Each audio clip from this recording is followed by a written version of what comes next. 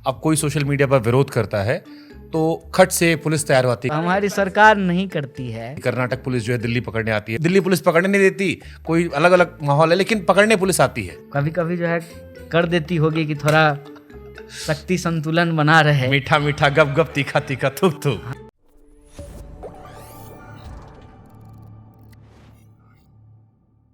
जैसे आप लोग कहते हो कि सरकार का विरोध करना जेल जाने की वजह नहीं हो सकता, आजकल ये कांग्रेस पे बड़ा आरोप लगता है। बीच में आम आदमी पार्टी पे भी लग रहा था कि अब कोई सोशल मीडिया पर विरोध करता है तो खट से पुलिस तैयार होती है। कर्नाटक पुलिस जो है दिल्ली पकड़ने आती है। बहुत सारे राइट विंग के जो ट्विटर वाले लोग हैं वो कहते हैं कि तुरंत तैयार बैठी रहती है। कौन पकड़ाया है? अब पकड़ाए नहीं, किसी को दिल्ली पुलिस पकड़ने नहीं देती, कोई अलग अलग माहौल है, लेकिन पकड़ने पुलिस आती है। तो नहीं तो इस न्यूसेंस का क्या उपाय है, मुझे बताइए।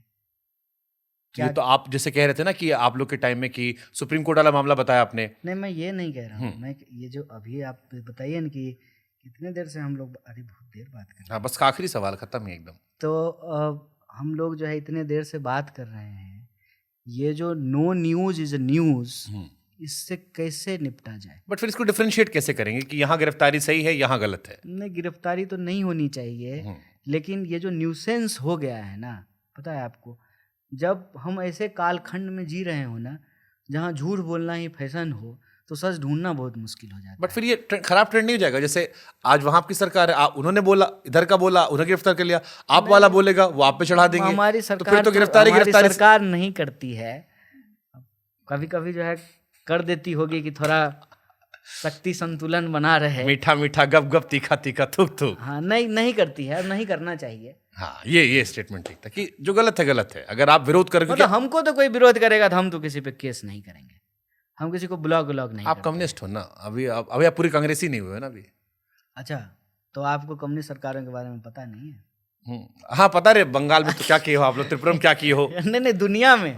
जेएनयू वाले दुनिया में अब नए कम्युनिस्ट हो ना आप। जेएनयू अब तो कम्युनिस्ट खाली जेएनयू आप तक है। मेरे लिए सही शब्द है कांग्रेड बोला कि कांग्रेड, लेफ्ट इन कांग्रेस, वो सही शब्द है। क्या कभी वामपंथी विचारधारा भारत की मुख्य विचारधारा बनेगी? मतलब कई सालों से जो है मुख्य विचारधारा है अब वामपंथी। हाँ, साम्यवादी नहीं, दोनों में फर्क है। वामपंथी रही है। जब आप कहते हैं ना कि सब में बराबर वितरण होना चाहिए, तो अपने आप में सोचिए कि भारत के संविधान में जो एक मूल बात है कि सबको बराबर का वोट का अधिकार दिया गया है, ये तो वामपंथी विचार है, साम्यवादी नहीं है। दोनों में फर्क है, कम्युनिस्ट और लेफ्टिस्ट, उसमें एक फर्क है। और एकेडमिक्स में बहुत लंबा चौड़ा डिबेट है इसके ऊपर। लेकिन भारत का जो कॉन्स्टिट्यूशन है ना, जहाँ सबके बराबरी की बात होगी ना, वो अपने आप में जो है एक वामपंथी बात है। और आप जान लीजिए, मैं बड़ा इंटरेस्टिंग बात कहता हूँ, मोदी जी भी जब ये कहते हैं ना कि हम 5 किलो अनाज बांट रहे हैं, तो ये वामपंथी बात है। और एकेडमिक्स में ये डिबेट सेटल्ड है। इसको लेफ्ट विंग पॉपुलिज्म कहते हैं, राइट विंग पॉपुलिज्म नहीं कहते हैं। राइट विंग पॉपुलिज्म क्या होता है? राइट विंग पॉपुलिज्म ये होता है जब एक पहचान के आधार पे एक खास तरह के वोट को साधने की कोशिश की जाए, वो राइट विंग पॉपुलिज्म। लेकिन अगर आप वेलफेयरिज्म की एडवोकेसी करते हैं तो वो लेफ्ट विंग पॉपुलिज्म है। ये एकेडमिक्स में डिबेट है। तो वेलफेयर की बात करना, बराबरी की बात करना, न्याय की बात करना, यही तो वामपंथी सबका धारा साथ है। सबका विकास। भारत में वामपंथी धारा को अगर आप देखना चाहते हैं तो साम्यवाद उसमें एक धारा है, अम्बेडकरवादी एक धारा है, और समाजवादी एक धारा है। और ले दे करके आप देखेंगे जो नीति निर्धारण है उसमें बहुत सारा मेजर रोल जो है इसका है। नहीं तो जो है इक्वल वोटिंग राइट नहीं होता, नहीं तो अमीर और गरीब के अधिकार बराबर नहीं होते। क्यों? क्योंकि अगर आप दक्षिण पंथ को समझेंगे तो वह तो ऊंच नीच को सही साबित करते हैं। क्यों? क्योंकि वो कहते हैं कि पूर्व जन्मों का फल है। वो ये नहीं कहेंगे कि ये महज संयोग है कि आप मिश्रा जी हैं, वो कहेंगे कि आपका पूर्व जन्म का फल है, आप कुछ अच्छा काम किए थे इसलिए आप ब्राह्मण हुए। ये फर्क है।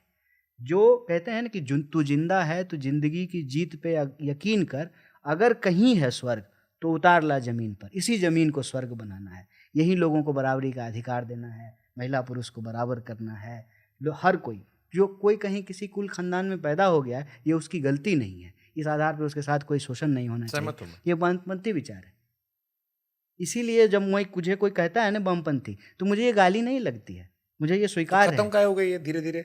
कहाँ खत्म हो गई है? खाली केरल और जेएनयू तक थोड़ा बहुत रह हम गए। तो कह रहे हैं मोदी जी को अपने आप को साबित करना पड़ा। अच्छा, क्या जरूरी था ये कहने का कि हम चाय बेचने वाला का बेटा है?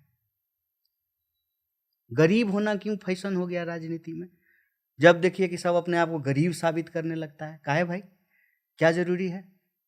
मतलब गरीबों का राज आया है ना, गरीबों का दखल आया है ना। और आप तो, मुझे याद है जब हम आए थे चर्चा कर रहे थे, तो आपने कहा कि एक बार जब किसी के पास नंबर आ जाए, वोट बन जाए, तो फिर किसी की हिम्मत है कि कोई उसका विरोध करते।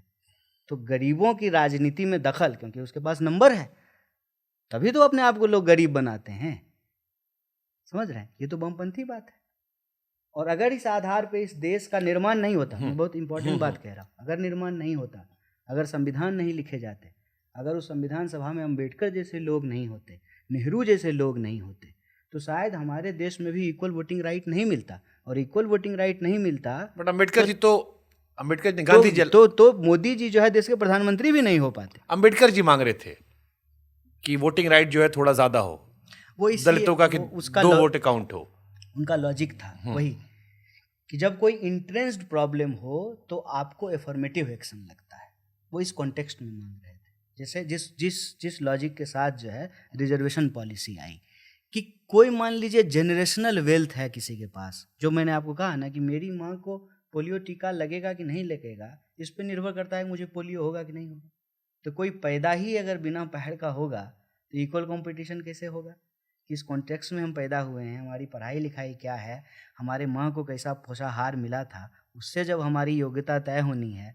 अच्छा, इस पे एक बड़ा मेरिट पे एक बड़ा डिबेट है।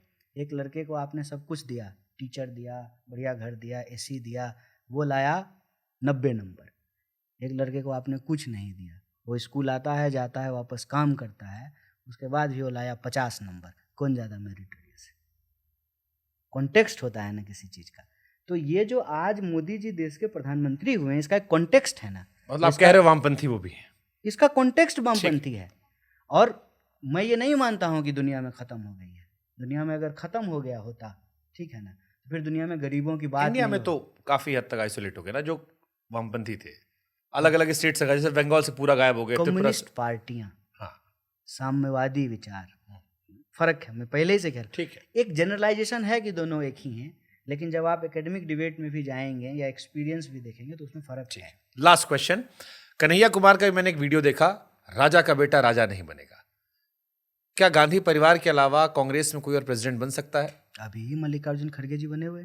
मल्लिकार्जुन की बात कर रहा हूँ। हाँ, क्यों नहीं बन सकता है? पहले भी बनते रहे हैं, पहले भी बनते बट एक रहे। माइंडसेट रहा कि वही बनता है जिसे कंट्रोल कर ये सकता है। पार्टी कब बनी? 1885 में, ठीक है। गांधी परिवार से तमाम लोग, कितनी पीढ़ी? मोतीलाल नेहरू जी की पीढ़ी, जवाहरलाल नेहरू जी की, नेहरू जी, इंदिरा इंदिरा जी, राजीव जी, ठीक है, और राहुल जी। 5 पीढ़ी हुई ना। तो हाँ। 5 पीढ़ी से तो ज़्यादा पुरानी कांग्रेस पार्टी है। मतलब ऑब्वियसली, मतलब आजादी में सोनिया जी भी बहुत लंबे समय तक रही। तो ऑब्वियसली जो है इनके अलावा बहुत सारे लोग जो है कांग्रेस के अध्यक्ष बने होंगे। और जो भी कांग्रेस के अध्यक्ष बने, ठीक है ना, सोनिया जी जब बनी चुनाव होकर के बनी, नेहरू जी जब बने चुनाव होकर के बने, इंदिरा जी जब बनी, बट तो फर्स्ट चॉइस होता है ना, वही तो राजा का बेटा राजा हो गया। और क्या हुआ? फिर जैसे मैं अटल जी की एक स्पीच सुन रहा था, पुरानी स्पीच है। अटल जी ने कहा कि इस देश में 2 आइडियोलॉजीज हमेशा रहेंगी, एक हमारी भाजपा जनसंघ वाली और एक वामपंथी। उन्होंने कहा वो इसलिए रहेगी क्योंकि हमारे यहाँ इवॉल्व होते रहते हैं लोग। आज एक नेता है, आज मैं प्रेसिडेंट हूँ, कल कौन होगा नहीं बता सकते, चेंज हो जाएगा। बीजेपी इस बात को बड़ा गुरूर में भी लेती है कि अभी नड्डा जी है, नड्डा जी के बाद कौन होगा, नोबडी नोज। वामपंथियों में भी कहते हैं, लेकिन वो कहते हैं बाकी पॉलिटिकल पार्टीज जो जिन पर वो डायनेस्टी पॉलिटिक्स या नेपोटिज्म लगाते हैं, कहते हैं उनके यहाँ पक्का होता है कि अखिलेश जी के बाद यादव परिवार से कौन होगा, लालू जी के यहाँ कौन होगा, या कांग्रेस में कौन होगा, और जो अगर अलग बन भी गया तो पावर कहाँ होगा।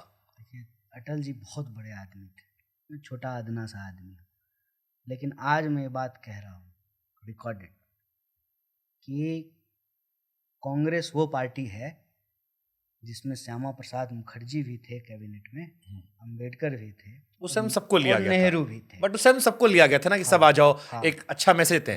सेकंड टाइम नहीं लिया तो गया। कांग्रेस वो है, मैं बस ये कह रहा हाँ, बट चुनाव में कहाँ टिकट? जब पहली बार चुनाव हुआ तब तो सब अलग अलग हो गए थे ना। हम कह रहे हैं कि कांग्रेस में ही ताकत है। तब तो देश था कांग्रेस। हाँ, मैं कह रहा हूँ तो कांग्रेस में ही ताकत और है। ये वाली कांग्रेस नहीं थी तब, ये तो अलग कांग्रेस है ना जो आज है। तो ये तो हम बाद में इंदिरा जी से टूटी, अलग निकली। मैं यही कह रहा हूँ कि कांग्रेस में ही वो ताकत है, कांग्रेस ही वो हो सकती है। मतलब जैसे आप रणवीर कपूर हो सकते हैं, हम नहीं हो सकते हैं। काय नहीं हो सकते आप? अरे वो स्मार्टनेस ही नहीं है मेरे अरे पास। सब आजकल सब तो हम कह टेक्नोलॉजी, रहे हैं कि पैसा ताकत है। सांसद बनोगे, पैसा आएगा, दबा के मंत्री बन जाओगे, फिर करवा लेना। माइकल जैक्सन देखो कितना सुंदर बन गया था। और सांसद बनेंगे तो दबा के पैसा आएगा। आता है यार, यही देखा आपने दुनिया में। 100 गुना बढ़ता है सीधे, 200 गुना, 400 गुना, 600 गुना। आप बोलो जिस पार्टी के नेता का नाम बोलो। चलिए, जब तक मंजिल पे पहुंच ना जाएं तब तक दावा करना बेकार है।